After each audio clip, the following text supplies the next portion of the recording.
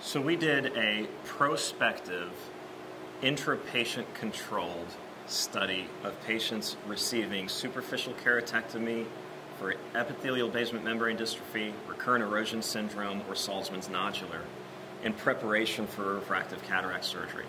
Essentially what we did was we took 10 patients with bilateral disease that was either symmetric or asymmetric in severity, and we either randomized the eyes to receive a PROKERA in one eye following superficial keratectomy versus a bandage contact lens in the other. For patients with asymmetric disease, we put the PROKERA to the challenge and we placed the PROKERA in the eye with the worst clinically significant disease and the bandage contact lens in the less severe eye. Our endpoints that we're interested in measuring were rate and speed of healing and complete reepithelialization, corneal clarity, presence of haze, scar tissue. We're looking at the deltas in visual acuity. And as a secondary endpoint, given that we were primarily interested in the quality of healing, the secondary endpoint was reports of discomfort from the patient. So patients all received bilateral superficial keratectomies on the same day using a 15 blade and the immediate placement of a PROKERA slim or a bandage contact lens as they were randomized or selected for. What we found was that the PROKERA group of eyes, every single case, all 10 patients, they healed faster with better quality healing.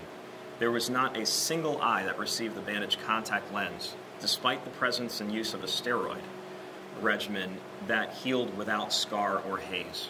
As a group, the bandage contact lens eyes lost 2 lines of best corrected visual acuity, proving that that haze and scar was clinically significant and visually significant. And the PROKERA eyes as a group gained 2 lines of visual acuity. So the quality of healing was significantly better. Furthermore, in terms of risk stratification, 1 patient out of the 10 developed a fungal fusarium keratitis in the bandage contact lens eye. And in the PROKERA eyes, there were no adverse events. When we look at the secondary endpoint of comfort, and it bears being said that these procedures are surgical procedures that are being done to provide better quality healing.